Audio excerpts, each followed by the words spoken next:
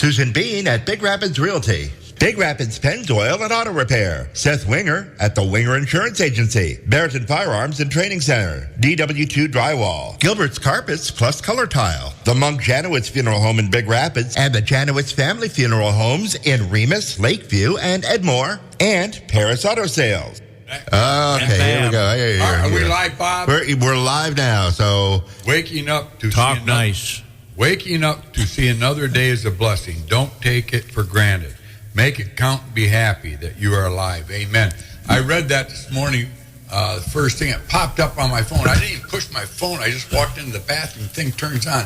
How the hell does it know to turn on? Anyway, I saw that and I said, wow, what a quote, man. I love that. My darling little daughter Rose sent that to me. Isn't that wonderful? I thought, wow. Oh, Bob, tip it up like I do my whiskey. I quit drinking, by the way. But anyway, before we get started this morning, I got my lovely little buddy Pete Kent with me. He has recently been on tour promoting restaurants, top-end restaurants, I may say. He was at Curries last week. He showed up. Unexpected. He showed up and he did an endorsement on his omelet that they fixed for him, which I didn't even know we made omelets there. But anyway, he did an endorsement on that. We got great reviews on that. So, and the customer base has grown from, we had one customer to hundreds would come in after Pete endorsed that on Facebook. So thank you, Pete. And then he went out to Stonehill Winery out there to the Adamses this last weekend. I think it was Friday night. Maybe it was Saturday night. Friday night. And, Saturday night, I'm sorry. He did another endorsement. I have been told that Christie's, Christie's Steakhouse has called you, and Ruth Chris wanted me out. Yeah, Ruth Chris. They want you to come out, and they challenged you. Well, we need a party for that. We'll be happy to join in. That steak was really good. Yeah. But moving along, I just want to wish a couple people birthdays today. Brian Freiberg, very good man here. I knew his dad, Tom, real well. He has birthday today. Aaron Humphreys, Ferris State University Public Safety man up there. Tim Bayshaw. Can't say enough about the Bayshaws. We have one in the studio here, but I loved his dad, George. George and I became friends back in the 70s when I used to do radiators. He used to come in, would take him out for Volkers up there, and he did a lot of older tractors for John Volker and company up there, and he'd bring him in, and when they say listen to the old people, you might have wisdom at your older years. Well, I listened to George, a lot of stories, and just great memories of George Bayshaw. But happy birthday to Tim, his son. And then Ron Nichols, the old Judge Barker from Mecosta County. He was a county commissioner, city commissioner, prosecutor. I'm not so sure when. And a meat cutter at John's Market. Yep. Started his days out there. But anyway, he's an elderly man now, obviously, with all those titles. Younger than me. Yeah, younger than you? Yeah. Yeah, but everybody's younger than you. But anyway, happy birthday, Ron. I love you. You're another story in itself. So, and I want to welcome Brett Zeidema back to town. He's been gone for quite a few years. I think he works for DTE. Could be wrong. But anyway, Brett's a great asset to Big Rapids. Left years ago, and now he's moving back. So welcome back, Brett. Pete, you got 10 minutes. I just want to say hi to Jeannie Fribley. I love her to death. And I want to say hi to this Zach man. And we're talking about Kim. Am I talking okay in that thing? You're filming me and you're talking. I'm sorry. But something? I did become the 5-star restaurateur of giving accolades to different businesses. Right. And probably the best breakfast and lunch I've ever had is Hooked at Curry's. And I say it sincerely. I have breakfast there 3 times a week. And omelets are incredible, so if you haven't had one, you want to get one. But I did go out Saturday night, went to a funeral, Top Gun funeral. A buddy of mine was in Del Mar. He was a fighter pilot. And we stopped over to Stonehouse Vineyards for dinner, and I want to tell you something. I had a Wagyu steak, and that probably was the best steak I ever had in my life, except my son-in-law gave me a steak from Mount Pleasant. He cooked on a grill one night about a year ago. He hadn't invited me back, but it was pretty good steak. And I just want to say that I appreciate everybody that looked at the commercials, because I've had probably at least 100 people say something to me about the commercials on a steak. And I didn't realize that it would be that popular. So thank you, everybody. And I just want to thank Pat for allowing me to be on the show. And I'm going to take my 10 minutes and I'm going to walk out. I'm going to leave. There you go. Well, but thank you very much. No, you mean a lot to us. You know, a lot of people look up to you. How'd that sound, Bob? Yep. All right, enough now. Mary Bechaz is with us this morning with the Big Rapids Garden Club. I think it's called Big Rapids Garden Club. She was telling earlier early this morning how important that is to Big Rapids, and how about the history of the Garden Club. And then I said to her we could make a whole hour and a half show on just your health matters. Mary's been very, very important to a lot of people in the community on their health. She's not really sold on modern medicine. She believes in the herbs, and I do too, but she believes in things that came from the earth that were supposed to make us better, which it is amazing, like over in China, some roots that cure things. And I read not too long ago, back in the early years, there was some kind of flower. This man was blind, and she took this flower and crushed it up and made it into a powder and started and wetted it down, packed her husband's eyes with it, and he had deterioration of the eyes, but it cured him. So good morning, Mary, and I'll let you have the mic. Well, good morning, Pat. I am very happy to be here and happy that you're going to let me speak, especially about the Garden Club, but also about natural health. But I could talk for hours and hours. Well, we'll do that another day. I'm going to have you back on. So we won't do that today, but we're having our annual plant sale coming up this Saturday, and it is always a lot of fun. People can find wonderful deals on plants that a lot of them have been grown by master gardeners, so they've been grown like they should be grown. We have our 80th year that the club has been in session, and I brought with me the first book of the club from 1946, and some of the names in it are names that are Big Rapids names. You would probably recognize Mrs. John Bergelin, and they did not go by their first names. Like, I could not be Mary Bechaz back then. I would have to be Mrs. Joseph Bechaz.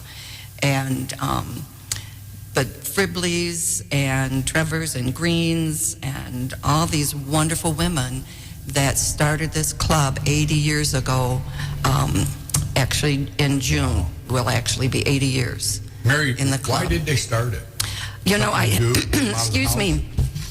It actually started as, I have to go back, I can't remember exactly. I just wondered. The Alpha Garden Club is how it actually started, and then they incorporated a few months later into the Big Rapids Garden Club, so they could be also part of the state of Michigan garden clubs.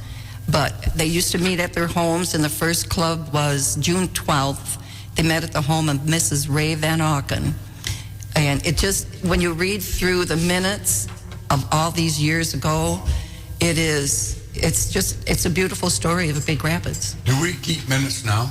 Yes, of course. We keep all of our minutes. That's amazing. Yeah, we still do. That's very important, isn't it? Yeah. A lot of history. We can talk all day on that, but go ahead. Oh, anyway, when we have our plant sale this year, we're going to have a display of the history of the Garden Club going back to 1946. We have a lot of pictures. I'm sure people will recognize names. It's just important to look at the history of where we came from. And the plant sale that we're having, one of the reasons I'm here today is I can't find yet, going back through the history, when it started. We used to do it Labor Day, when we had the Art in the Park Labor Day. So at least 25 years, if not longer, maybe even 30, that we've been doing the plant sale. And we started, like I said, in Hemlock Park, and now, excuse me, we do it at the old jail, at the park in the old jail, and it's a lot of fun. So it's coming up when? It's this Saturday, and it's from 9 to 3 at the big old jail park. We have Backroads Greenhouse. They come with a lot of the annuals. And we also have a lot of vegetable plants, lots and lots of perennials. And we have a master gardener that's going to be on available if you have any questions about gardening. She's 93, and she's been gardening all her life. I'll have to tell you a quick little story about just how intelligent she is and how much she knows about horticulture. I was new to where we're living now, and I had planted my tomatoes, and they had grown just beautifully. And then, you have to excuse me, I went out one day, and they were just all dead. So I said that to one of the ladies at the garden club, and Maxine overheard me say that, and she goes, "You have black walnuts near the garden?" I went, "Yeah." She said, "That's what killed the tomatoes." They put out some kind of what's called juglone, a chemical through the root system, that anything that interferes with the same nutrition, they will kill that plant. And she knew that just quick, just like that. I mean, she's so intelligent. So if you have questions, you can come and talk to her.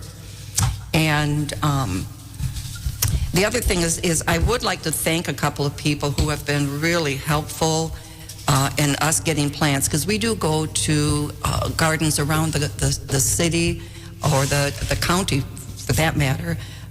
Any place anyone wants plants dug out that they want to like divide or whatever.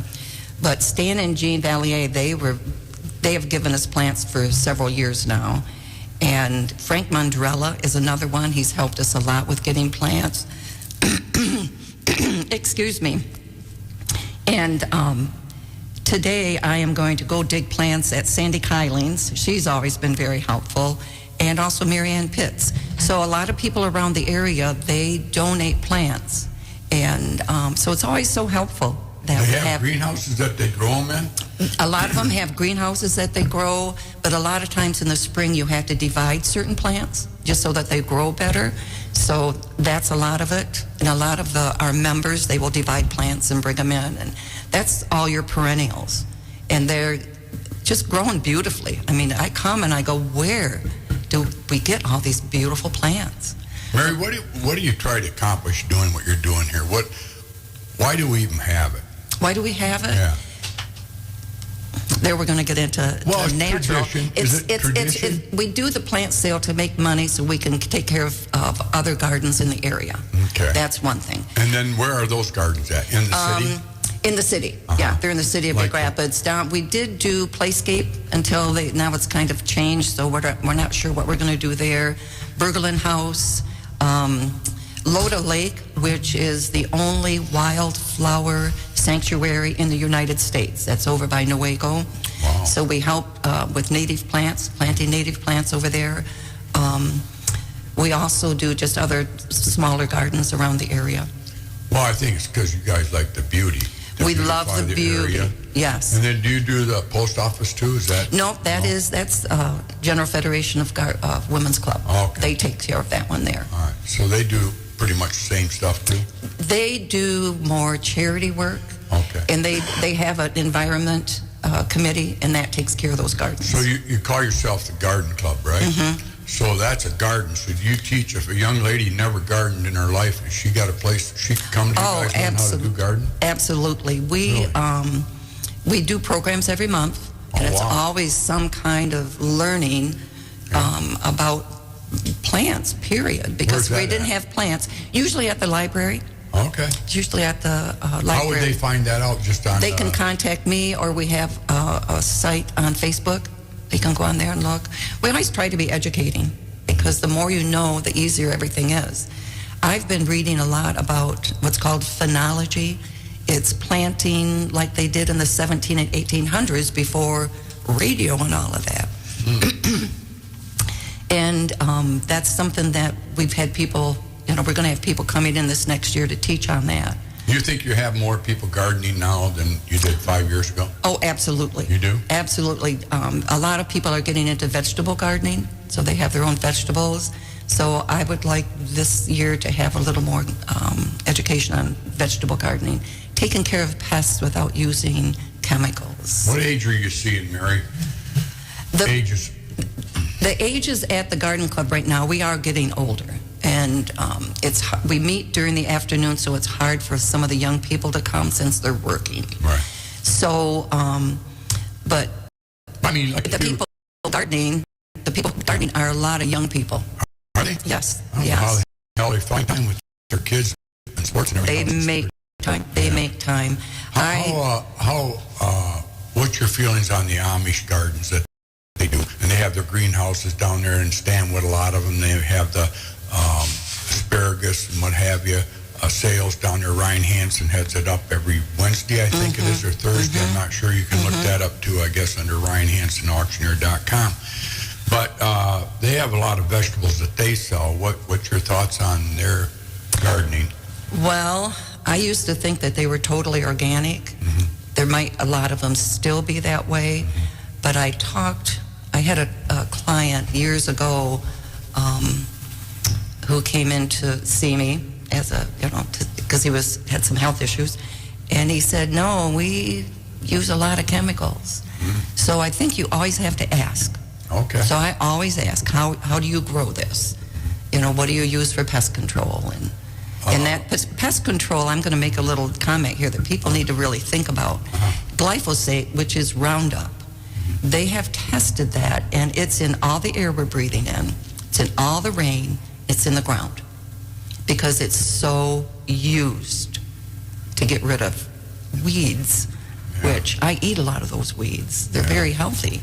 People argue that point. They'll say that it dissipates once it kills the weed, and you till it in, it never gets to the water, and it doesn't go to the air, which I find kind of ridiculous statement myself. I agree with you 100%. But, there's that argument, if it was such a bad thing for our health and the community's health, don't you think the government would stop that? No. And you didn't come on to talk about this.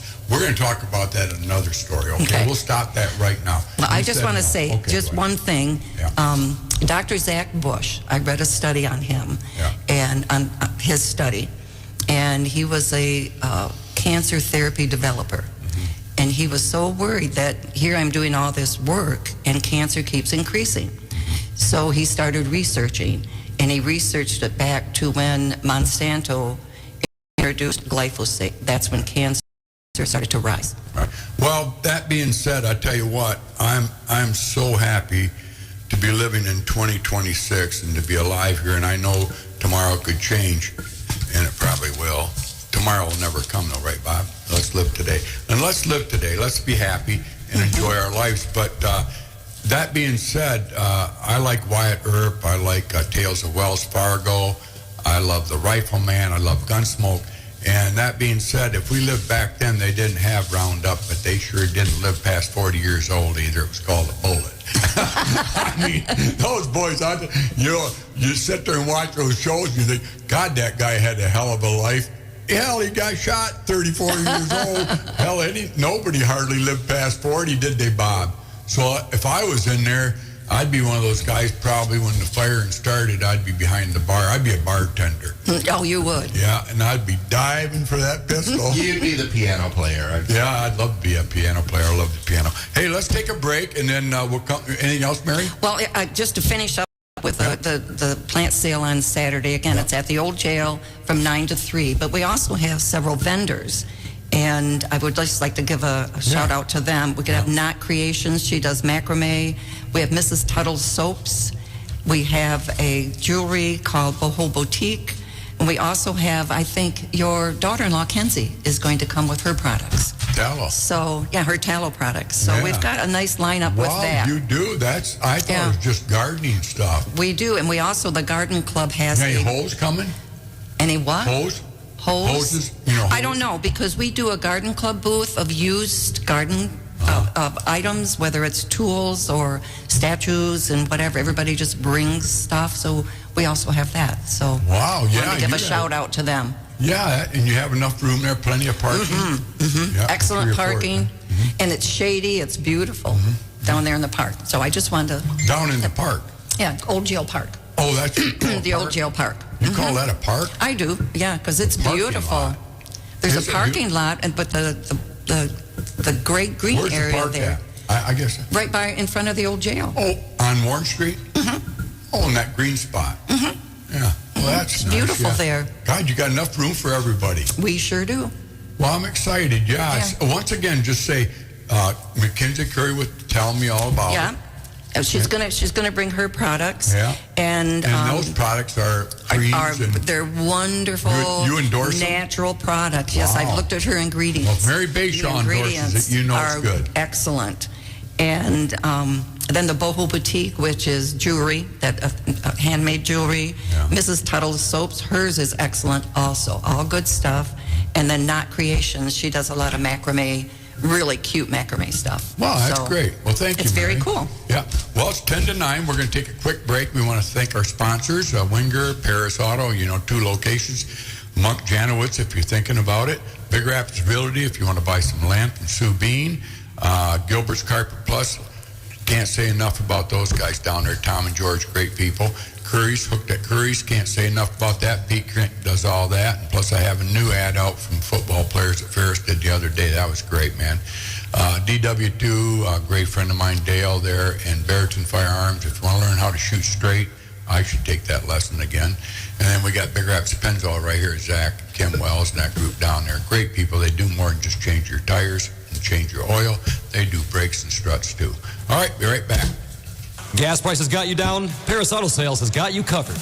Right now, anything sold over $10,000 qualifies you for a $500 gas card at Curry's Amoco in Big Rapids. You can visit their 2 locations, Paris Auto North and South. Paris Auto Sales has a wide variety of warranties available, ranging from a 3-year unlimited to 10 years of coverage, and financing for up to 84 months. They offer top dollar for your trade-in. Ask them about 90 days with no payments.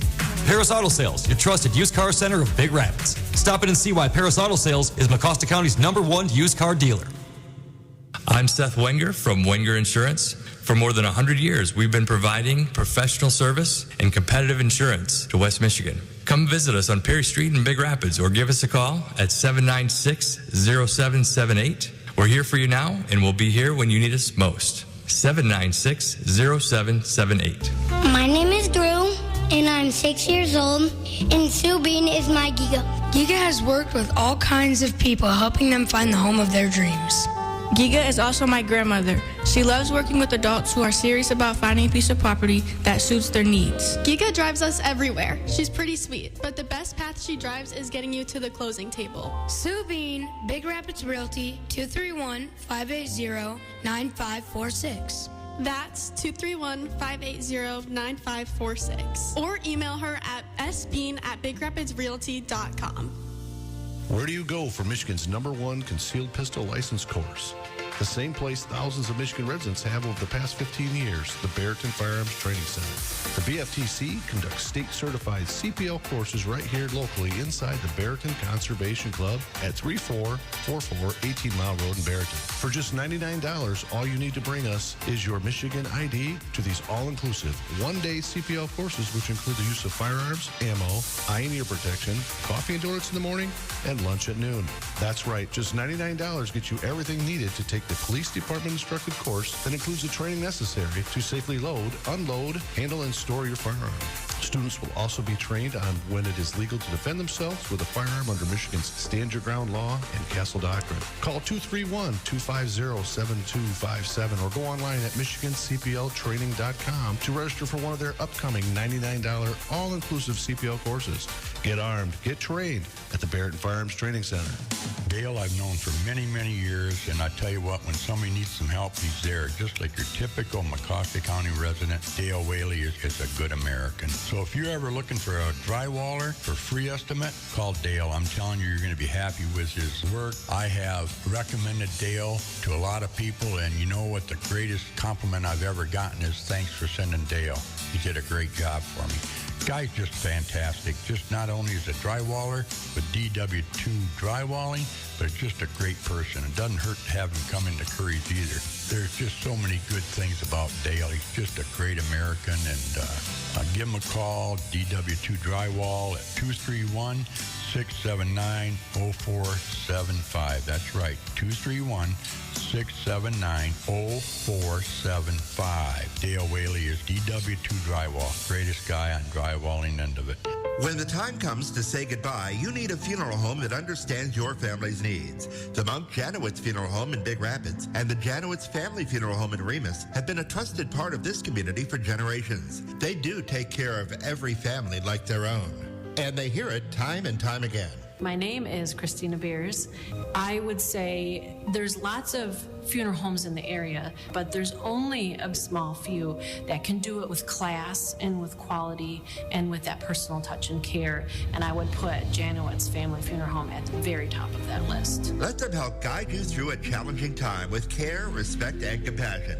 The Monk Janowitz Funeral Home in Big Rapids and the Janowitz Family Funeral Home in Remus. Local, professional, and here for you when it matters most. The Janowitz Family Funeral Home, now also serving Lakeview and Edmore. Pete, why do you come to Curry's? Breakfast, lunch, and dinner. I go to Curry's to get the cheeseburger with caramelized onions and mayonnaise and ketchup. And you're not going to ask, where's the beef? It's going to be in the bun. WBZX Big Rapids. It's just about a minute before 9 o'clock, and Pat's got his coffee nice caffeinated. Oh, I'm ready to roll. Yeah. All right. Hey, Bobby, Good morning, everyone. I hope you all enjoyed that little time that we had with Mary Bayshaw. We're going to get back with her on pesticides and gardening and what's going on in the sky. Maybe we'll do it next week, Mary. What do you got going next week? I don't know if I have. Normally, I forget who I'm supposed to have on. Usually they call me. But thank you, Chris. I got Chris Zimmerman with me this morning. Bobby's the chairman of Mecosta County Commissioners. A few years back, some of you might have forgotten that there was a so-called company wanting to come in here and disrupt our way of life, some of us thought, and they stood up to it. And a lot of it's going around in the country right now is recalls. These people that are elected to support the way of life people love to have sometimes forget that they're laying in the bushes saying we don't like it the way it's going, so we're going to change things. Normally that doesn't happen. Normally it just life goes on and we just take it and just never bothered with it. I don't know. It's just the whole world's changing upside down ever since COVID. But I do give credit to people for standing up and voting up for what they believe is right. So anyway, the people of Mecosta County saw fit to have a recall on the commissioners, and therefore they found people to run against those commissioners. Correct me if I'm wrong, Bob. But anyway, Chris was one of those guys. And Gary Lambrick was one of those guys. I mean, we just had a lot of people out there that came forth and said, we want a better way of life. Jeff Jackson was another one of those guys. Greg Johnson, another one of those guys. To beat an incumbent, I was talking to Sheriff Miller and the guys at the mayor's table this morning about it. Past history of Big Rapids, Mecosta County, if you're an incumbent, you're going to have a lifelong dream of a job. At the courthouse, a lot of people were the assistants, and then the person in charge would back down a year before the vote would come in, and they'd get a job. A few of those people deserved it. Definitely deserved it. I mean, Marcy Myers is one of those people, or Marcy Myers Purcell. She's one of those people that deserved it. She's done a great job. But anyway, and there's others too. But you know me, I'm long-winded. I'll try to make this short. So I asked Chris Zimmerman, I said, Chris, one of these days I'd like to have you come on. A lot of people don't know you. You're a great author. You're a great insurance salesman over out of Shepherd, Michigan, live in Canadian Lakes. He was one guy that stepped up and said, hey, I'll do it.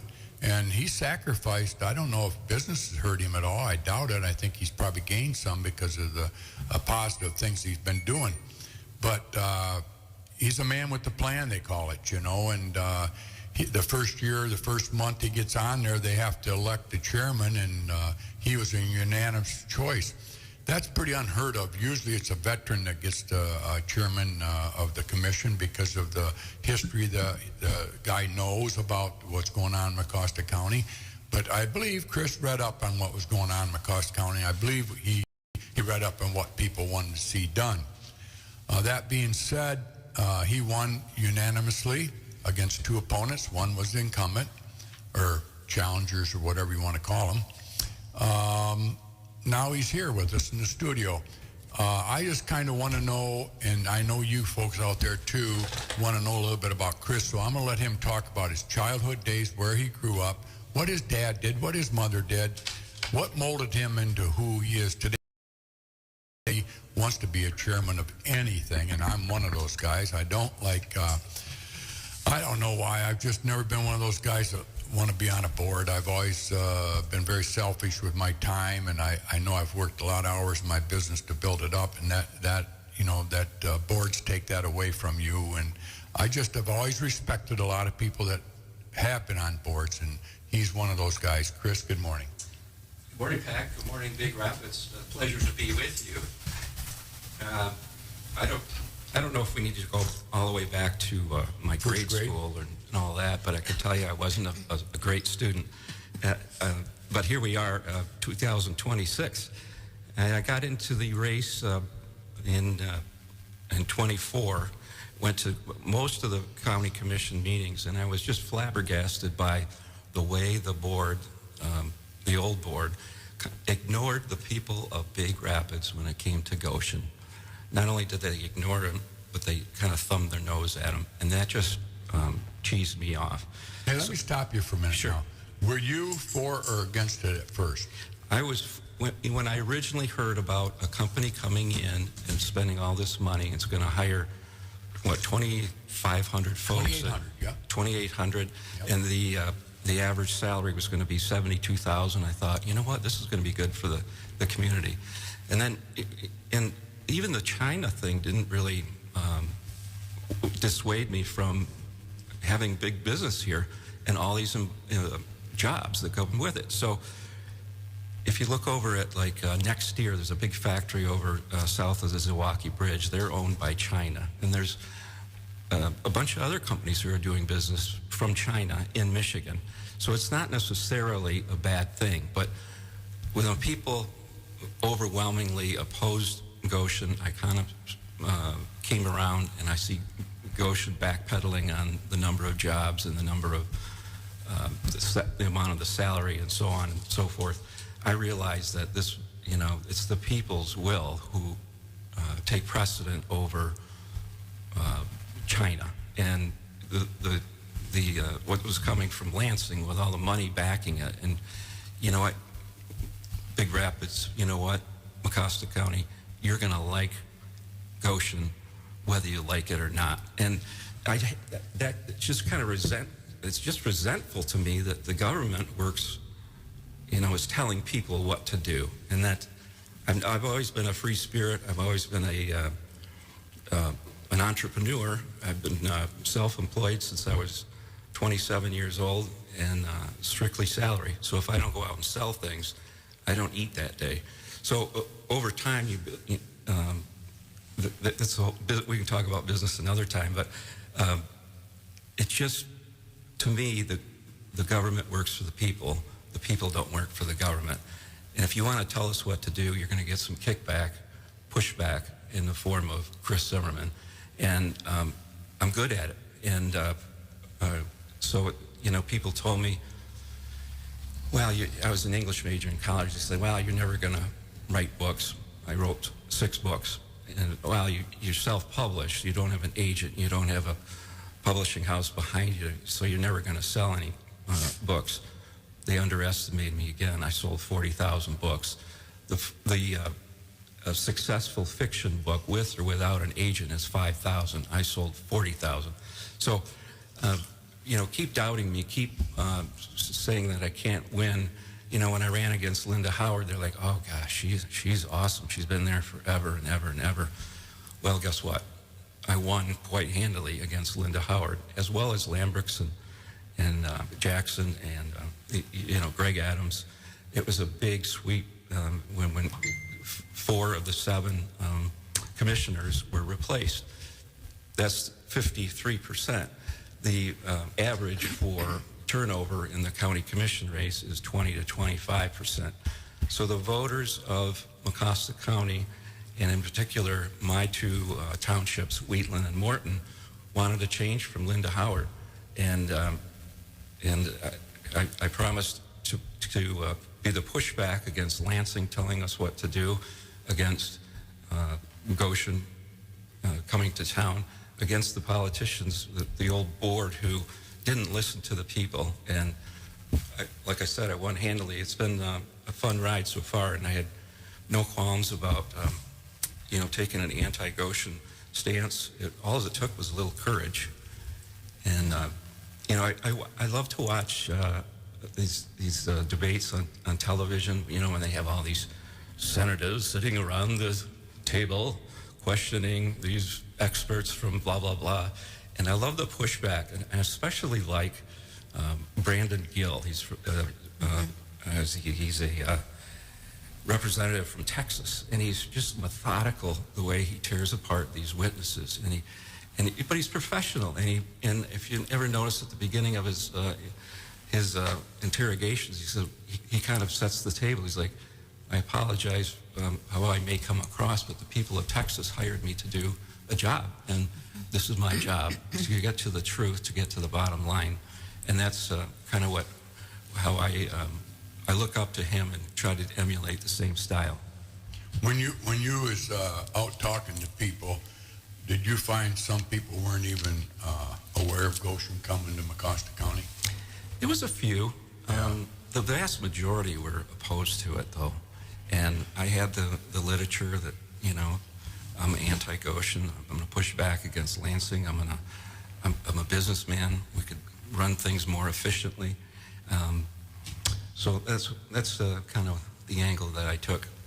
Well, obviously everybody got booted except for Bill Routley. I think Bill's the only one. Routley, O'Neill, and Chris Jane. Oh, that's right. Yeah. So that 3 survived, 4 got replaced. Okay. So did their mindset change at all once you guys were the majority? Chris resigned shortly after, a month or 2 after the new commission came in. I think that's what it was. But, I remind Bill about his decisions, his votes, and I don't think Bill's a bad guy. Oh, no.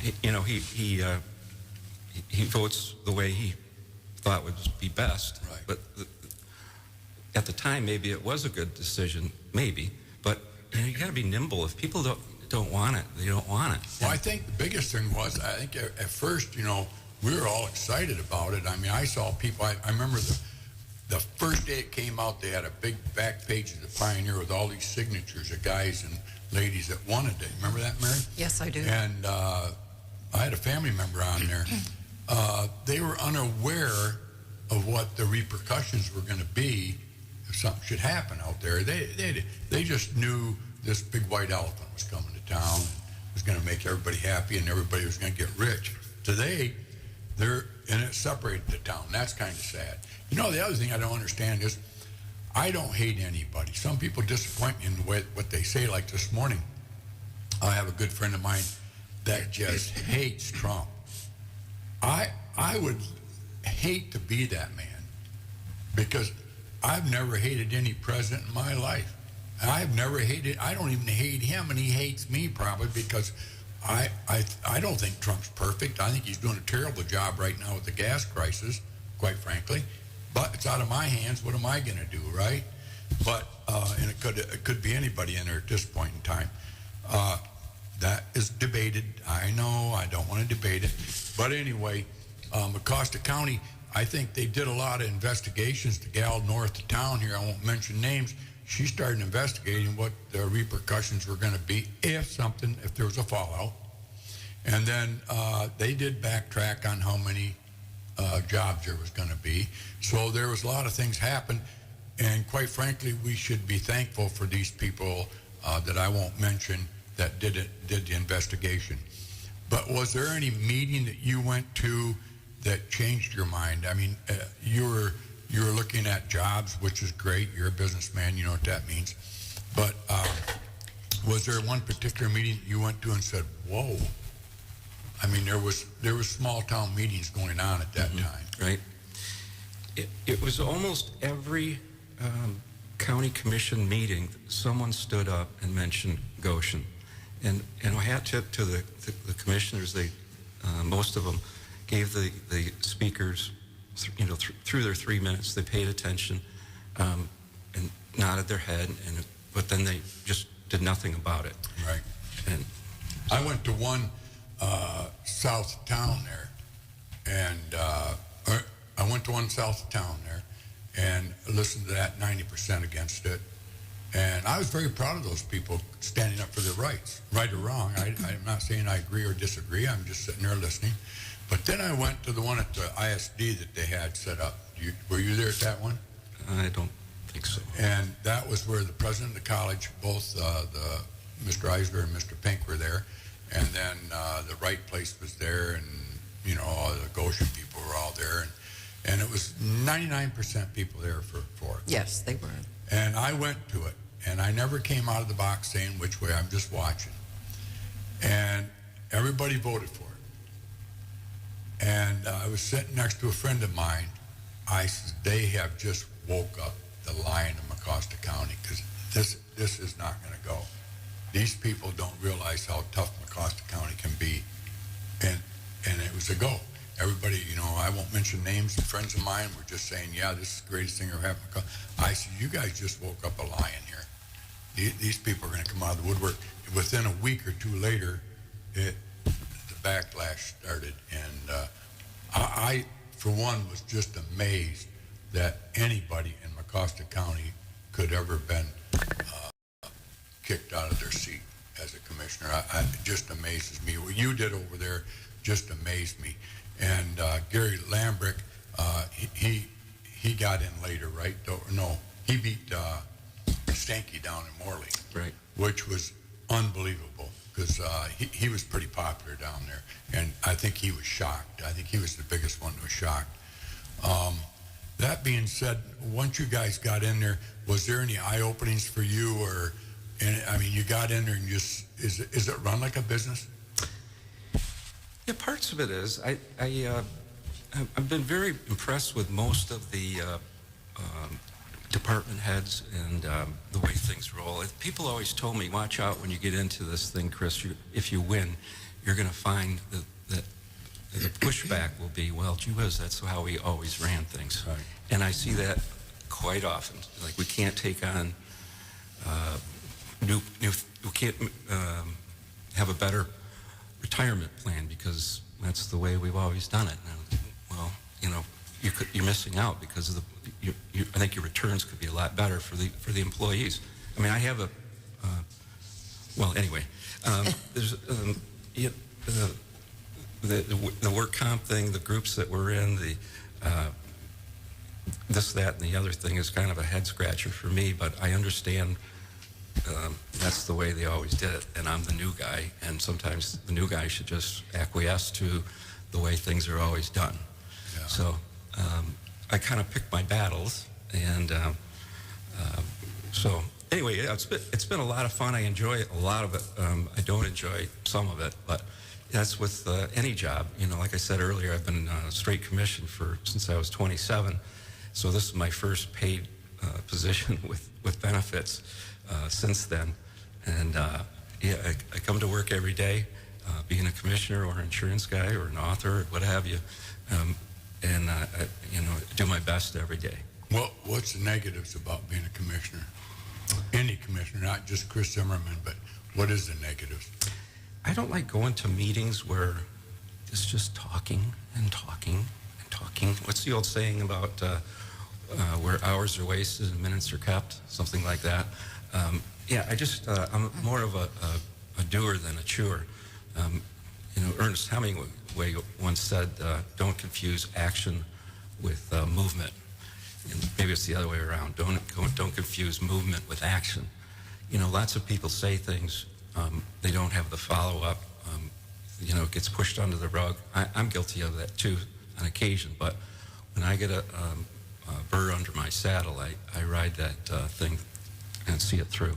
So, what are some of the accomplishments you guys have made, if any, since you've been on the commission you guys have taken over? And when I say you guys have taken over, the new ones are in there right now. Well, I think financially the county's in good shape. We bought the property next to the services building, the old Pizza Hut. I drove by there today. I didn't see the building. Is it torn down now? It's gone. Yeah. So we're going to be, we've hired an engineer, a architect to draw some plans up. We plan on creating more space for the folks in the EMS building so they have a little more privacy and better facilities so that we hold on to the employees. You know, having that downtime, you have your own private space, it's comfortable, it's private, you know, will add a lot of benefits to those EMS folks. They're the unsung hero. Are you going to add on to the building now, or you're not going to build out front, are you? The plans are to go south of the services building. That'd be good, yeah. So then that whole south corridor will be open right to the building. Right. That'd be nice. Mm-hmm. I'm always against government buying public, buildings, because now we're taking that off the tax roll and stuff like that. But it is what it is. What's my opinion matter anyway? But anyway, it's nice you're doing for those people, because I know they've been kind of not second-class citizens, but sometimes you wonder why they do it for the money they get paid. They're probably the most underpaid, critical people in Mecosta County besides the cops. I love the cops. I think they should be paid a little bit better too. I think Brian Miller's doing a great job for what he's got there, but we won't get into that. Talking about Big Rapids Township down there where the county's at, I'm going to bring it up, the Tonkin Drain. That brings up two questions for me. Don't you think it's kind of funny that we have committees and boards that oversee, like zoning, planning and zoning? You have a planning board, zoning board, buildings board. You have a board almost behind every trusted fellow that runs an office down there, right? Pretty much, when it comes to public safety. Okay. You know, 911 has a committee up there overseeing Miss Erickson up there and seeing what's going on up there. But we don't have one for the drain commissioner. I think that's kind of strange, because that's a very important job. That being said, like recently, and I'm in part of that deal, and my wasn't cheap fee to comply with what the drain commissioner says we had to do. Just recently, we just had all these rains and stuff, and I thought, and I asked Gordy Gilbert about it. I said, "Is there flooding going on down there?" And he goes, "No." Well, then next thing I know, I'm driving out to Gilbert's Pleasant View Animal Clinic. Very, very cheerful people out there, very great staff. Just had to throw that in there, Bob, the lad from Pleasant View. But anyway, Todd and I are good friends, and Gordy go back a long time. And I worked out there when I was a kid. I remember when the dam went up. So, I've been here. They got a hole down there on Northland Drive that I'll be able to drive our Peterbilt through to handle the water. Have you been down there and seen that? I haven't been down there yet. You'll be able to drive a car through there. Great. We'll see if it really is needed. And the crane down there, the money that they're putting into this thing. I wonder at times, do we have common sense? I mean, the other thing is transparency. I remember I looked back at the minutes. Bill Stanek said, well, they're looking into the Tonic Drain. Boom. Nothing said after 5 years goes by. All of a sudden, we start this up. I see there's a recall now with Carla Miller. There's a lot of people upset. I really feel bad. I would hope she would too, because it's really hard on quality car and truck out there. They work their aces off out there to make a living. Don Walchowski put his whole heart and soul in that building, owns that lot next to him, can't get it sold because there's no drain or no water and sewer to the place. People need that if you're going to put a Cracker Barrel in.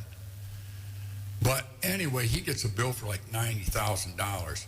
When you're in business, folks, I'm telling you what, we're not all theaters. The government doesn't come to us and say, we're going to give you free taxes for 5 years, and just so you can make it. And if you don't make it, well, we're out 5 years taxes. But they don't do that with Don out there. They're still going to tax him. Now he's got this on top of that. Mrs. Kramer down the road, been there her whole life. 80, 90,000 at Gilbert's, 80, 90,000, all these big landowners, very proud people. Like the guy said, you think you own that land, quit paying your taxes, and it ain't your land anymore. So they got you. I feel kind of bad for her too, being in the position she's at. But somebody should have went to her and said, "Hey, look it, you better get out there and make sure you set." And they said they sent letters out. Well, they probably did. But the thing it says right on the head letter, this is not a tax bill. You know what we do with that? We throw it away, right? Because we don't care. Maybe we should care. But the same thing happened to city people down through Ferris on Perry Avenue just a few years before that. Somebody should have been looking back then saying, hey, this could happen to us too, maybe. So, and it's statewide. I mean, it's not just a local issue. It's statewide. All drain commissioners have that power. And it's got to be changed. Yeah, somebody gave it to them. And, but again, she worked in that department for a lot of years, you know, and I'm going to let you talk about it, Chris. Well, you know, there's, it's the drain code of 56 is very complicated, very nuanced, very, it gives tons of power to the drain commissioner. It's often been said that they have more power than the governor herself. In this particular situation, there's lots and lots of blame to go around. For those of you who are new to the topic, Tonkin Drain was petitioned in 2018. I think 8 or 10 people signed this petition to get something done. From there, it went to a 3-person board of determination. And that was in, I think it was May of 18. Earlier in May of 18, then County Commissioner Jackie Fitzgerald signed a piece of paper that gave Spicer Group, which is the engineering company, the purview to educate the Board of Determination what needed, the prescription to what needed to be done in their opinion. So Spicer put together this packet. The Board of Determination agreed that something needed to be done, and they agreed with what Spicer presented. Spicer then, in turn, kept moving on the project. It was never, to this day, the Board of Commissioners has asked for a contract between Spicer and the Drain Commissioner. It was never, we can't get our hands on one. And think about this for a second. If Spicer was the engineering company that went before the Board of Determination, and they're in the business of drains and things like that, you know, it's a moral hazard to make, because for them to not only make the prescription, but then get the job afterwards. Mm-hmm. It should be, in my opinion, these are all my opinions, but it should be, Company A shouldn't be allowed to do the work after the Board of Determination agrees, because it's a, like I said, a moral hazard. Mm-hmm. I don't know a good analogy to do that, but it's just, that just strikes me as wrong. What happened, fast forward to April of last year when the bids were open for phase 1 and 2. Yes, there was 2 bids for each part of the project, but nobody up until that point knew what their portion of the build was going to be. Right after those 2 bids were open, we had, say, $4 million. $4 million was split up between these stakeholders. You had no chance to just disagree with the plan. You had no chance to. The $4 million is already set in stone, because in 21, you know, Carla came to the board for a bond, the full faith and credit of the county. That was her seed money.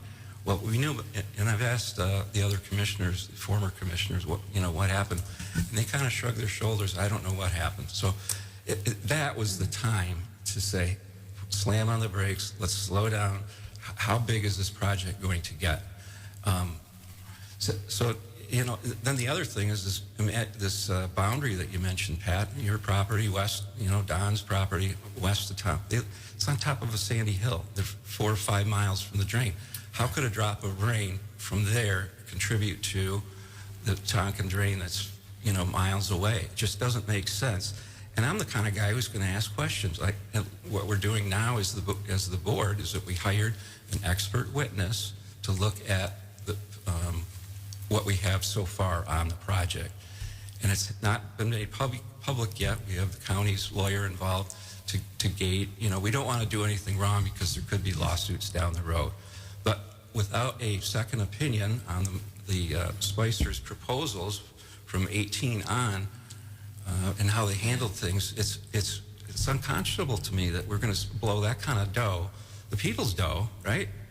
And not have a second opinion. So this expert witness has looked into what Spicer has put together, what Carla has approved, and I can't tell you specifically. It's under wraps for the time being. There will be a time when this report will be made public, but I can tell you that it's very thorough, and there's quite a few things that are wrong with it. And the expert witness has recommended the next phase of the, he's not comfortable with what's called a floodplain, like a review. So in other words, if we hire a floodplain expert, he will come in and say, well, gee whiz, Pat's 5 miles from the drain, he shouldn't be in that. This group shouldn't be in that. This person should be in it because he lives very close to the drain, et cetera, et cetera. So if the board approves that expense, and it's fairly expensive, but we do have some MET money, and that's marijuana excise tax money. Maybe we should spend some of the people's money from the MET on hiring this floodplain expert. The deal is, it's all across Michigan. I mean, Fahey Schultz is the law firm. They tout on their own website. They have 50 drain commissioners as clients. Spicer has projects down in Kent County, Eaton County, Clare County, Montmorency County. They're all over the place. And it's not always, but those projects that I look into, it's always Spicer, it's Fahey Schultz, and the drain commissioner. Well, you know, what's funny is we've had water for many, many years, downpours. Actually, we had a lot of floods this spring.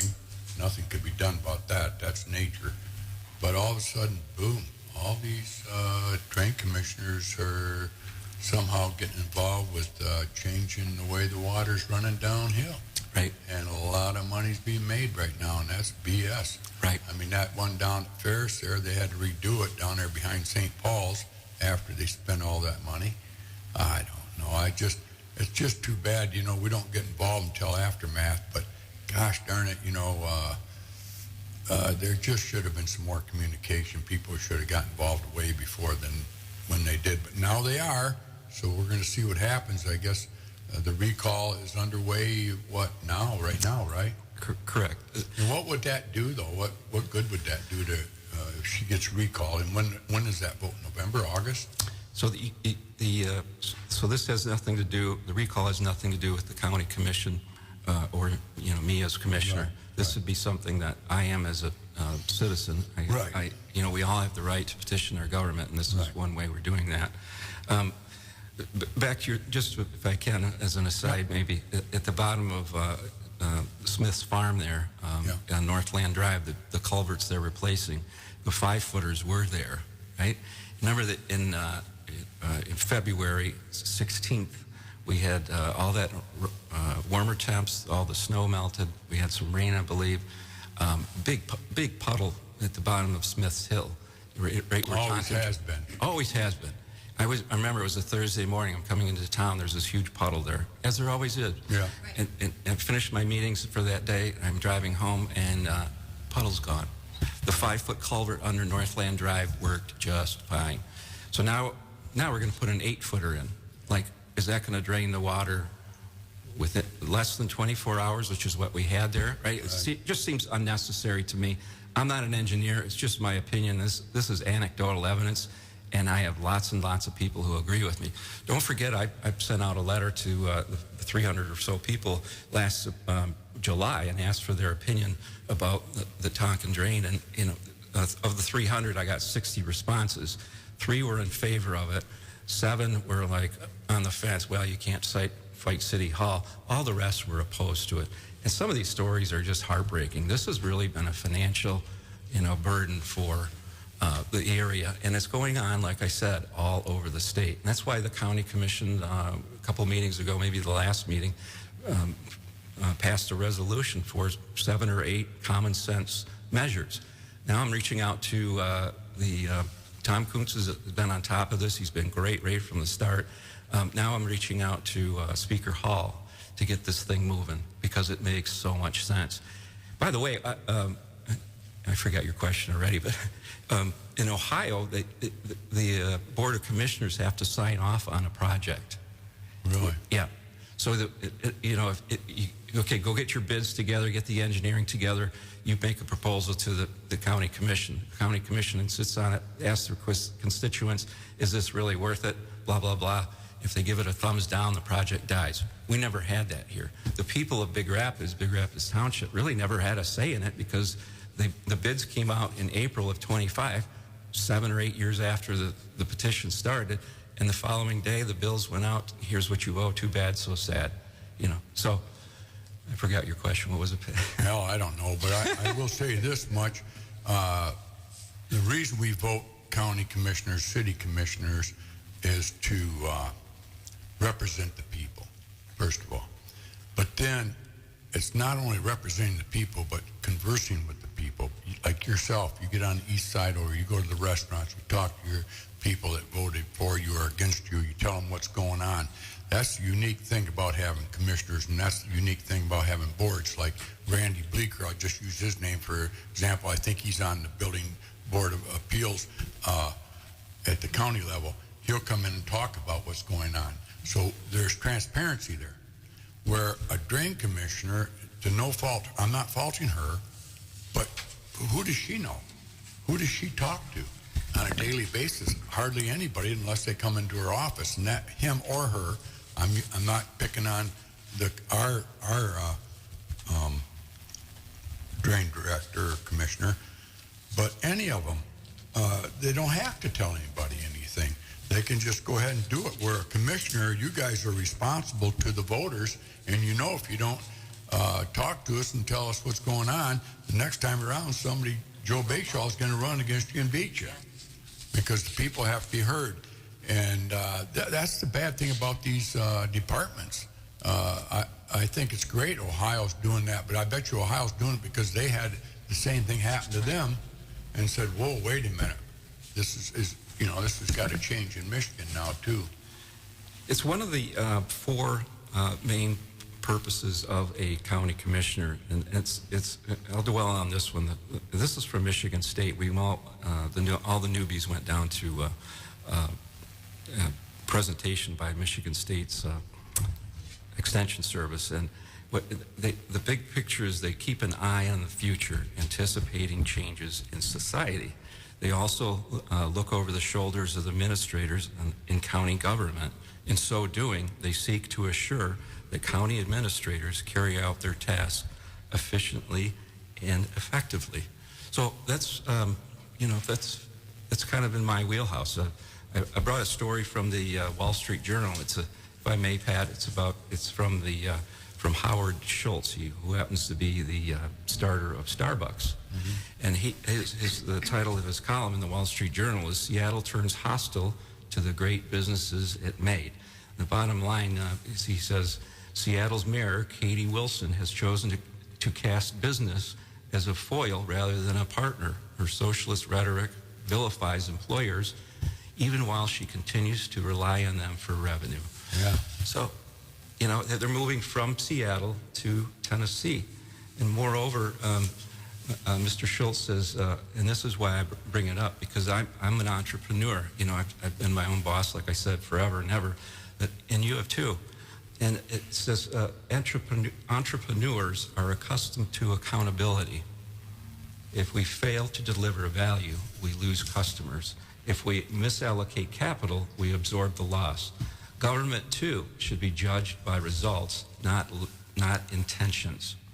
So, if across the state, drain commissioners aren't getting recalled because they're clearing out beaver dams or maintaining the drains or pushing dirt around here or there in small projects, Carolyn Miller's is up for recall because she took that envelope too far. Didn't keep the people involved, kind of rammed this project through without feedback, it angered so many people, whether they live in Big Rapids Township and they owe thousands of dollars, or they hear about it from their friends who live in the area. It's the benefit that the people will obtain from this humongous undertaking is not worth it to the people. So that's the reason why I've heard that she's being recalled. Yeah, there's a lot of stuff going on in our country right now, and small businesses are really being picked on for more taxes, more regulations, and I tell you, I feel bad, but we do need them. If we don't have them, we're going to go to socialism. And the governments, our local governments, better start listening to them because, they all think, we don't need them. Well, where the hell do you think their money comes from? The system, the way the system's made, we won't go into that. But I would like to someday. So I think some people don't understand if you boycott a business, you're boycotting yourself in the end. I go back to the one person that said to me, she goes, I love Amazon. Well, to be honest with you, I love them too. At certain times, you can't get it local or whatever. It's handy. But if you see how many Amazon trucks come into our community right now, and again, I'm not slamming them. I understand it's free enterprise. But when you go for a donation, have you ever called Amazon and said, hey, look, I got Little League Johnny here that we want you to support our baseball team? Or I'm selling cookies for the Girl Scouts. I want you to buy cookies from me. Or we're putting on a tournament. Would you like to have a banner saying Curry's out in the outfield where 10 people are going to look at it? That's going to cost you $200. You know how much profit that, how much business you got to do to make $200? It's just getting smaller and smaller. I'd love to support our community. I've always loved it. But I've been very fortunate to be very frugal and with a great bookkeeper. My wife, we made it. Our lives are over, but for a young guy today, man, they're just after them all the time. But Amazon does a hell of a business in our community, and that's taking money out of our community where it should be staying here. But I don't know. I could go on forever and talk about that and it not make any sense and change anybody's minds from buying locally. But buying locally is buying, you are investing in you, not just that business. You're doing it for you. They're paying school taxes. I get a big kick out of how we go out of town for stuff. They don't pay our school taxes. We do. And I don't know. I'm getting off on the subject, Chris. I guess let's take a break here and regroup here a little bit, and we'll do some final talks about it. And then I do want to call a guy from Mount Pleasant, Brad Baker. He is into motor racing over there with the motorcycles. You know him, Brad Baker from Mount Pleasant? Sounds familiar. He's up there at the fairgrounds. They got a big race coming up here, and I know it's on Mount Pleasant, but Big Rapids isn't very far away, and I know a lot of people like to race motorcycles that might be interested in his story. So we'll come back here in a little bit. Gas prices got you down? Paris Auto Sales has got you covered.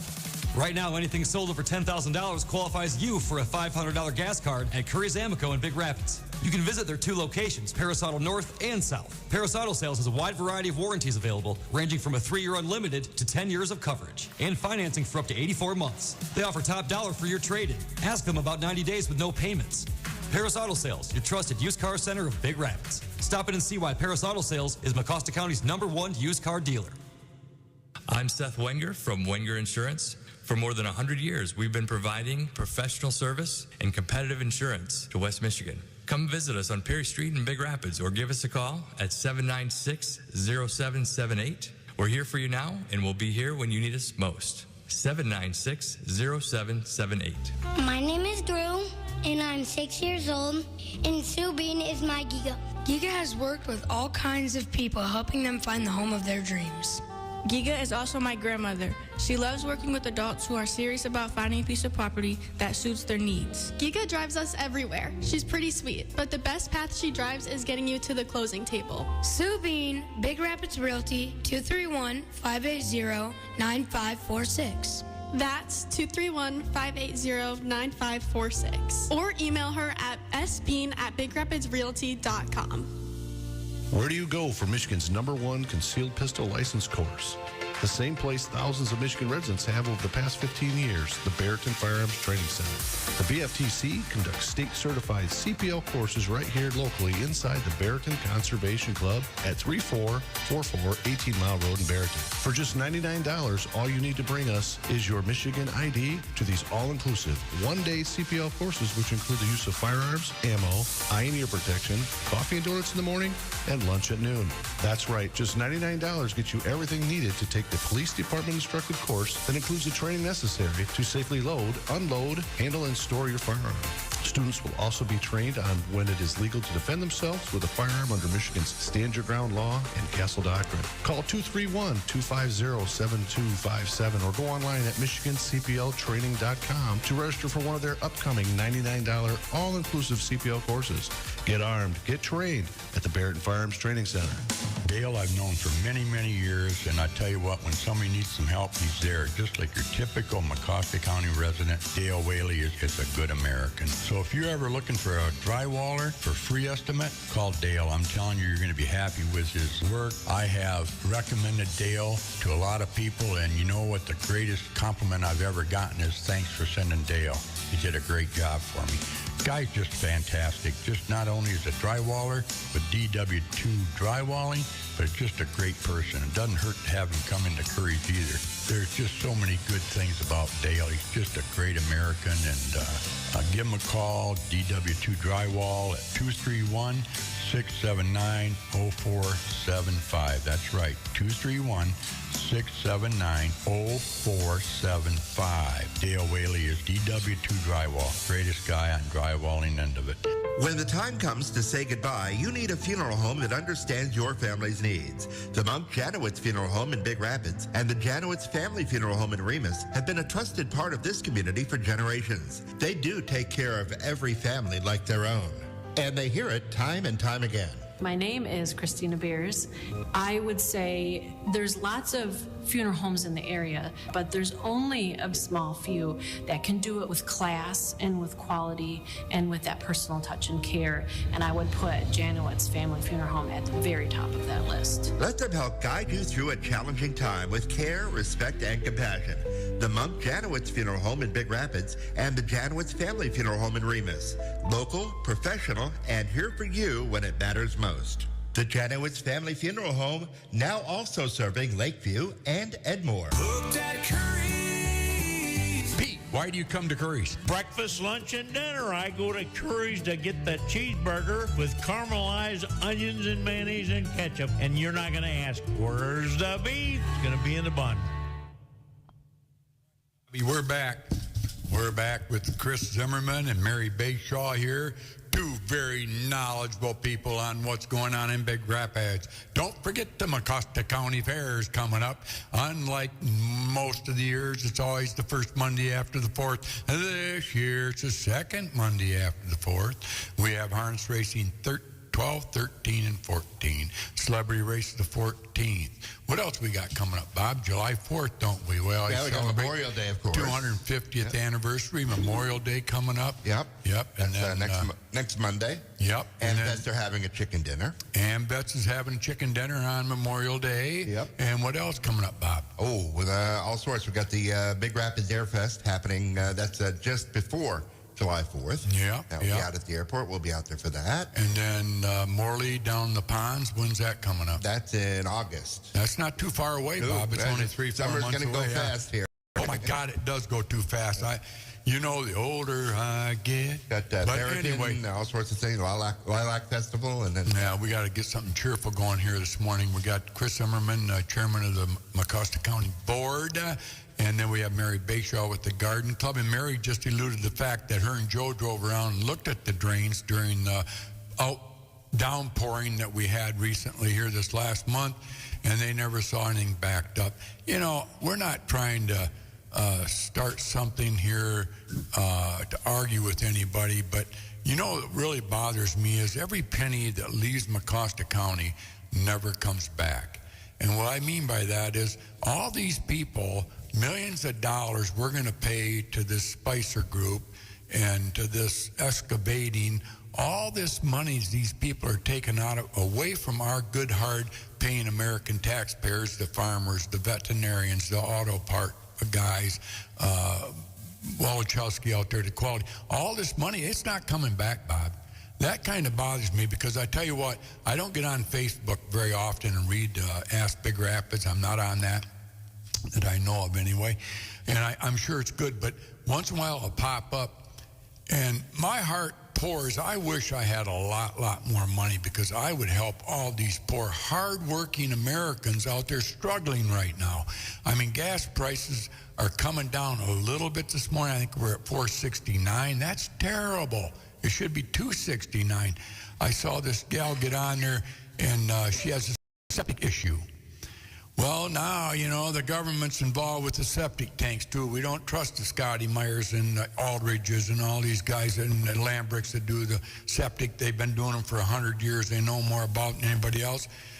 All these restrictions you have on putting a septic in now and the cost of these permits. I know Chris sitting here can elaborate on it if he wants to, but he came in. The first thing he does is say, how come it costs so much? How come these permits are so astronomical that a guy goes to build a house, it's $10,000? Well, you go in that office and you see a fat ass sitting there answering the phone and ask him what kind of chicken he wants for lunch.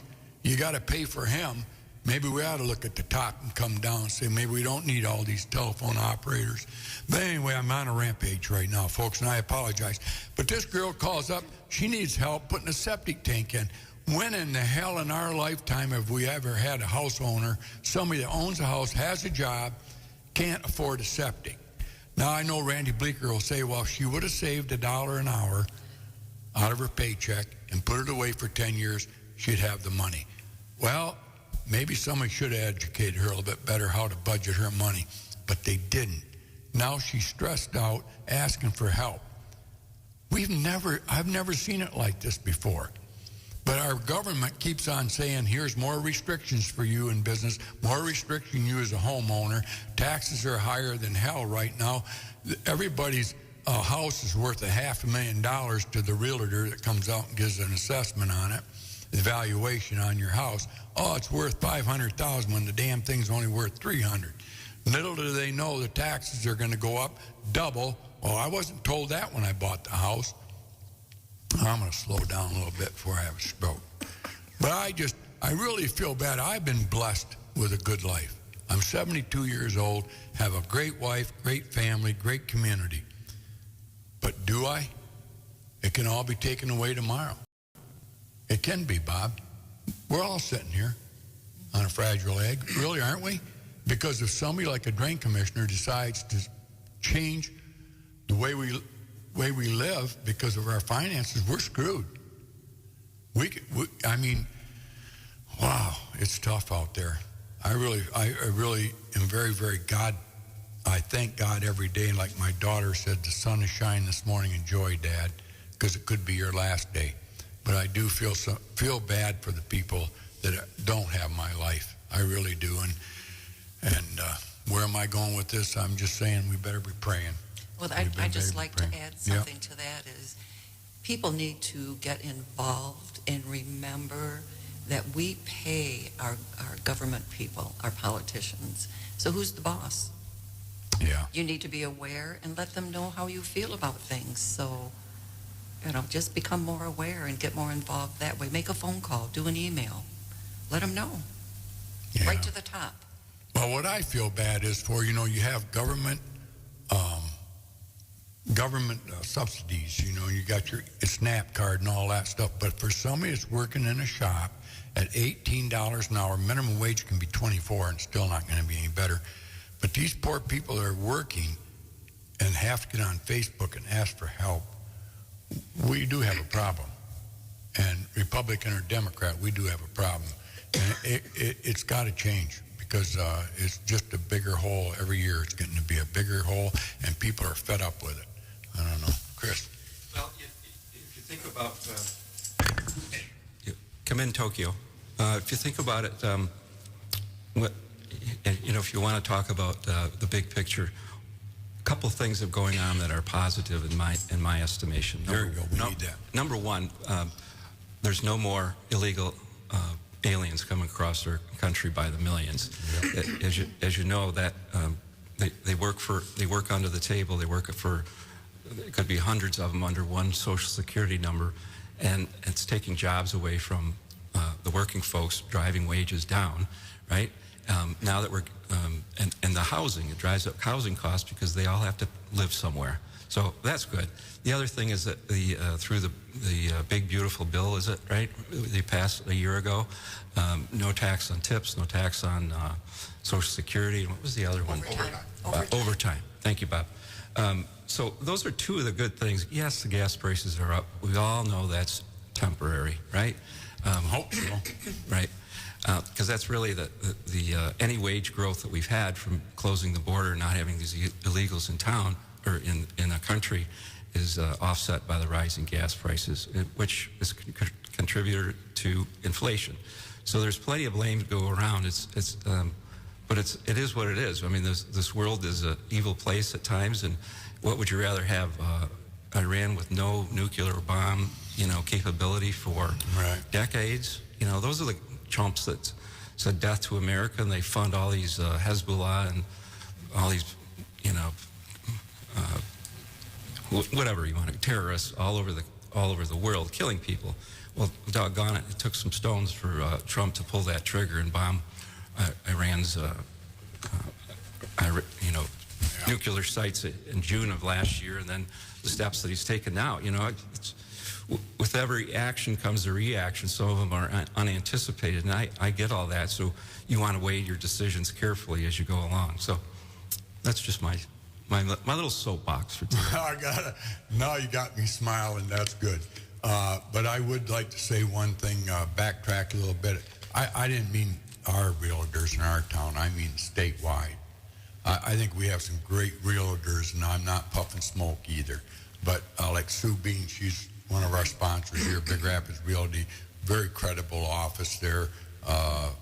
Remax down the street here, we have some wonderful people there. We have Heather Miller out to Canadian Lakes. So we got a lot of good friends that are realtors. God love them.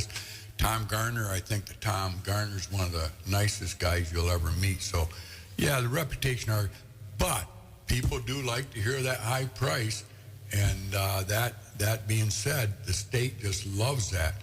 That's what's going through the House right now. I think there's trying to be a bill right now where if this house is worth $250,000 and they get $500 for it, the taxable is not going to be $500. It stays at $250, and that's what it should be.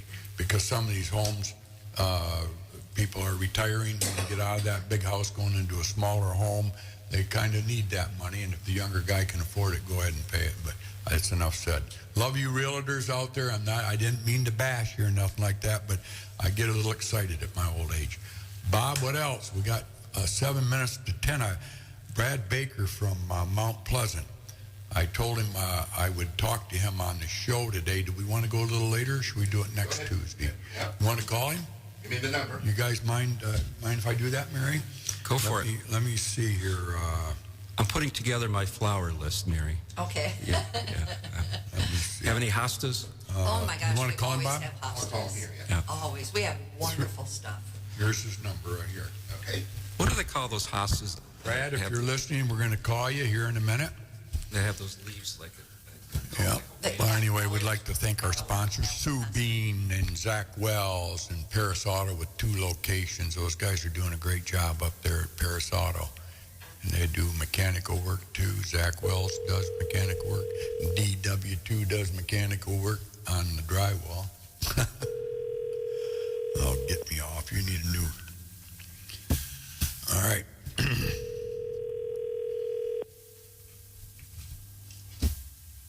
I thought that was his number. Hi, you've reached Brad Baker. Please leave your name and number, and I'll get back to you as soon as I can. Thank you. Have a good day. Hi, Brad. This is Pat.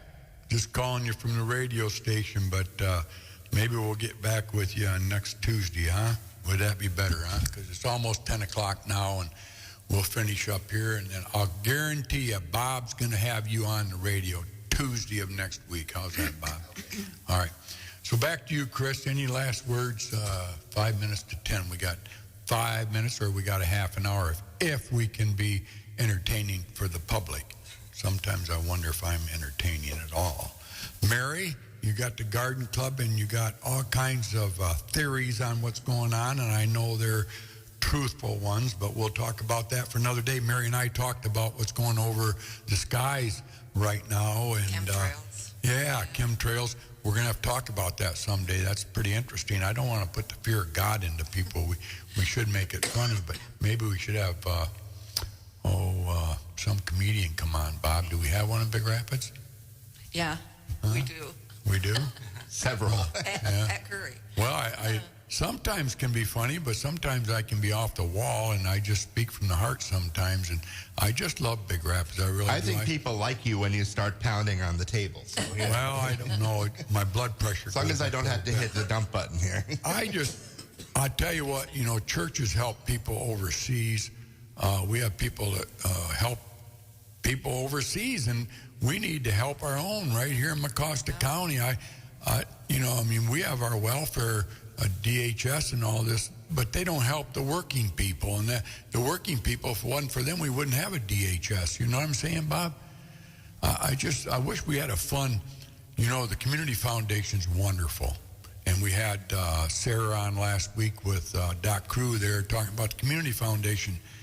And I think it would be wonderful if this gal that's on Facebook today about her septic tank, if the Community Foundation could help her. Exactly. They help neuter cats. Yeah. Well, maybe we ought to start neutering people. But anyway, I don't know. But I just think that, there's so many people that work hard and have to work 2 hours a day just to pay for their gas. You know what I'm saying? And then, Chris, you see how many people come in and buy insurance and go get their car registered, and the next payment comes up, they don't pay it. You see that, don't you? Sure. Yeah, it's my clients are a harbinger of the economy. If they're selling their houses, they're getting rid of that third car, they're turning in air quotes, right, on their side-by-side or their boat or their snowmobile because they can't afford the payments anymore. That affects my business, and I'm not judging them. I just see it as a result of the economy. Right.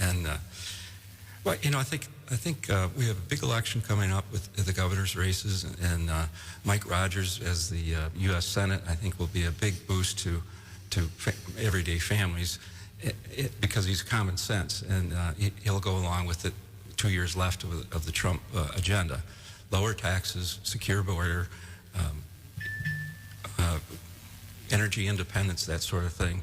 And eventually we'll get back to cheap gas. And look out when that happens, But, insurance, you got to have it, but that's gone up quite a bit too. Yep. Now, why is that? Well, we probably should have another hour or two to discuss that. Is it mainly because of uninsured motorists? No, not necessarily. No? You think about what the parts, used parts on vehicles are coming from China. There's a tariff involved there. Wages keep going up at the body shops, and rightfully so, across the board. So, where a guy was making $25 an hour in a body shop, the going rate, now it's 65 or 70 in body shops. So, supply chains, the tariffs, all that contribute. We still have big medical exposure, and if you're involved in a car accident, you still have lots of people driving around with unlimited benefits. So and medical costs keep going up, and doctor's visits and MRIs and the whole nine yards. So there's a lot that goes into, and then some people call it climate change, other people call it just a normal April spring rain, right? So there's a lot of things that go into to rates, and I'm not an expert in that. Leave that up to the actuarials. So yeah, one thing talking about insurance a little bit, and you're the man to talk to. You have options. You have full coverage, PLPD, but then you also have the limited coverage that covers you if somebody hits your car will be insured. But if you hit somebody else, you're not insured to cover their That's limited collision. We'll fix your car if you're not at fault. If you are at fault, we won't fix your car. Do you sell a lot of that? Not really. People either Are people aware of it? Oh, yeah. Oh, you do tell them that? Yeah. See, I like it. That's what I have. Oh. I'm gambling. I always gamble. But it saves me a lot of money every year. I bet. I mean, do you know about it, Bob? Are you aware of it? Yeah. Pardon? No, I don't actually. Yeah. But the less coverage that you have. No, See, I I mean- have full coverage of everything. 'Cause, Okay. You know, that's good. Just had an accident. Mary, are you recently, aware and of it? was just I was not aware of it. Yeah. no. Yeah. So you can buy insurance, but if somebody hits you, you're covered. But if you pull out in front of somebody, you're not covered. Yeah. It's like PLPD, but it's better than that because if you're a safe driver, it pays off. Right. And what percentage of is that savings? Pretty good savings. You know, it's ideal for someone who maybe has a young driver, and their car's maybe 10 or 15 years old. It's worth $5-8 grand. You know, if they're not at fault in an accident, we'll fix their car, and then they can collect up to $3,000 for the mini tort from the at-fault party. So if you have PL and PD, someone rear ends you or something like that, they would owe you $3 grand. If you have limited collision, we'll fix your car minus your deductible, but you can collect up to $3 grand from the person who was at fault. However, there's lots of folks driving around who don't have insurance. Well, they claim like 30% of drivers don't have insurance. That could be. I was talking to a gal. Again, unfortunately- WBZX Big Rapids. Okay. I was talking to a gal because we towed the car in, and she was from up by Reed City, and she just took full coverage off the car because they just paid for it the month before. Her daughter was texting. She slammed into a rear of a car that stopped at a Four Corners. Unfortunately, boom, done. No insurance, took it off, put PLPD on it. I said, "Did you know about the limited?" And she goes, "No." I said, "Well, it wouldn't have done you any good anyway because it was your fault. But if it would have been reversed, your daughter was turning left and the guy hits her in the back, limited coverage, you'd have been coverage." She goes, "I wasn't aware of that." Yeah. The other thing I think that is very important for people out there, if you're listening on insurance this morning with our expert salesman, Chris Zimmerman from Zimmerman's out of Shepherd, if you need a quote, call him, or Seth Winger down on Perry Street, but he's a sponsor, is road service. Pretty cheap. Correct.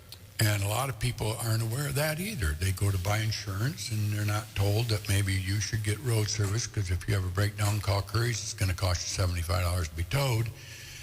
You can pay, how much is road service now? And $10, $12. Yeah, $10, Every $12. 6 I thought it went up by now, but it hasn't. Still relatively cheap. Used to be $3. Really? Yeah. But I'm an old timer. Yeah. So anyway, there you go, folks. You learned a little bit about insurance this morning from Chris Zimmerman. Mary, any last thoughts? Just to remind everybody about... Bring that mic closer to it. Sorry. Just to remind everybody about the sale on Saturday from 9 to 3 at the old jail. And coming, you will find all kinds of wonderful, beautiful plants for your gardens and yards. And if you have questions, you can ask our master gardener, Maxine. She is absolutely amazing. So please come. You'll have lots of fun. And Chris, County Commission? Yeah, we have a meeting coming up this Thursday at 4 p.m. at the County Services Building at the south end, Northland Drive. Are you enjoying it? Parts of it. Are you? What parts are you enjoying, Chris? What's the best part about being a commissioner in case there's a young guy out there who's thinking about doing it? Just getting involved. You know, I used to sit at home and throw my slippers at the TV. Gosh, do something. Well, I'm a doer. I'm a pheasant hunter, too, and pheasant hunters don't sit still for very long. They actively go out and look for game. That's me. I go out and I'm a doer, not a chewer. So, that being said, do you think we're on the right track then in Mecosta County in the state of Michigan? Well, let's see how November shakes out. If we get a Republican governor in there and Mike Rogers in the Senate, U.S. Senate, I think things will be a lot better. It's worth a try. You like Mike Rogers? You know, he's been around the block, and they all have baggage, right? Yeah. What difference is he going to make if he's been around the block already? I'm just curious. Well, he's a former FBI man. Okay. Right? So he'll be in tune with Kash Patel and those guys, and the they're trying to prosecute James Comey, and rightfully so, in my opinion. Me too. And you hear more about. Well, anyway, I just think he'd be. How about Eric Nesbitt? I like Eric. I like Eric. I tell you what, we had him up here last Friday, and the people that were there, I think, was pretty impressed with the guy. One guy said he's got common sense. That's the greatest compliment you can get anymore. It's unfortunate though. He's not leading the polls right now, but money buys that position, and that's kind of sad because this guy comes off the farm. I'm not saying he's a farmer right now. He's not. He's the Senate minority leader right now. He's in the Senate, and he's got some really good ideas. Mm-hmm. But just like so many others, money's going to buy that position of governor, and I can't believe how we do that. I mean, why do people sit there and say, well, he's not going to win because he doesn't have a lot of money to get in that position? But then again, you look at what's going on in Mecosta County right now. Money didn't have anything to do with this. It was the people's votes. People got out and voted. I think more people are voting now than ever did because the issues that are in front of them. I know the Republican Party has to win the governor race. I mean, we really do. I mean, I'm nothing against a good Democrat if we had one, but Eric Nesbitt, small-time guy, but got some great ideas, and just kind of listen to him, folks, if you would. I mean, just don't take my word. Just watch him. Look into it. Eric Nesbitt for governor. That's what I'm hoping for anyway. All right, Bob, well, that pretty well sums it up. We're going to have to get a hold of Brad next week and then have him right away. And he's got an interesting story. He's not from Mecosta County. He's from Isabella County. He was in a tragic accident on a motocross, but he didn't let that deter him from what he's doing today. He's a very positive, uplifting guy. Like today's news sometimes wasn't so uplifting. I think he'll inspire you. And I think that's what we all should do, is inspire people. I know I get down. Sometimes I wonder if I should be on here at my age. I wish I'd have done this when I was 30 years old, smoking cigarettes and drinking good whiskey. You know what I mean? Had a cigarette in my mouth right now going, yeah, there you go, yeah. Have a good time, though. Well, God bless America. What else, Bob? Anything else? That's pretty much it. Jen's probably saying get off the radio. Chris, want to say goodbye? Goodbye. Mayor? Actually, I'd like to add one thing. You were talking about the 4th of July. Don't forget the Old Timers game on the 3rd. Oh, we'll have Joe on here before then, I'm sure. I wanted to get a little plug in for that. Oh, yeah. Now, God, don't wish that upon us already. We got a whole month before that, but yeah. All right. God bless America, Bob. See you next Tuesday. We'll see you tomorrow on Sports League. Thank you.